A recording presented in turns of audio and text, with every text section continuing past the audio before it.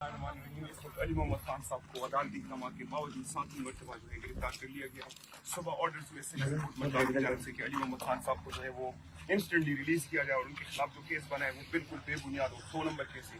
آج ہی ہمارے پاس Peshawar high court کے آرڈرز بھی آئے ہیں جن میں انہوں نے کلیئرلی یہ اسٹیٹ کیا ہے کہ علی محمد خان صاحب کو 4 تاریخ تک اگلے مہینے کو کسی بھی کیس میں آپ اریسٹ نہیں کر سکتے. تو یہ ابھی ڈی سی مردان صاحب کی طرف سے جو ہے وہ 3 MPO کے جو ہے وہ نوٹس ان کے اگینسٹ ایشو ہوئے ہیں اور ابھی ان کی ریلیز نہیں ہو رہی. یہ مردان سینٹرل جیل آپ سب دیکھ سکتے ہیں اور انہیں دوبارہ سے جو ہے وہ اریسٹ کر لیا ہے. وقت کے فرعونوں کو صرف اتنا میسج ہے کہ سدا بادشاہ جو ہے وہ صرف اللہ پاک کی ذات کی ہے اور انشاءاللہ آپ سب عبرت کے نشان بنیں گے انشاءاللہ. اور یہ جو ریت 7 بار اور 8 مرتبہ گرفتاریوں کی آپ بنا رہے ہیں انشاءاللہ ایک دن آپ سب پر ہی الٹی پڑے گی. نہ ہم انتقامی سیاست پہ بلیو کرتے ہیں نہ تحریک انصاف کرتی ہے, لیکن کوئی نہ کوئی ایک بندہ ایسے ضرور آئے گا جو اگر آپ ٹیڑھی آنکھ کے نیچے آ گئے تو پھر آپ کے پاس افسوس کرنے کے لیے کوئی جگہ نہیں ہے. یہ 7ویں بار اس وقت علی محمد خان صاحب کو جو ہے وہ عدالتی اقدامات کے باوجود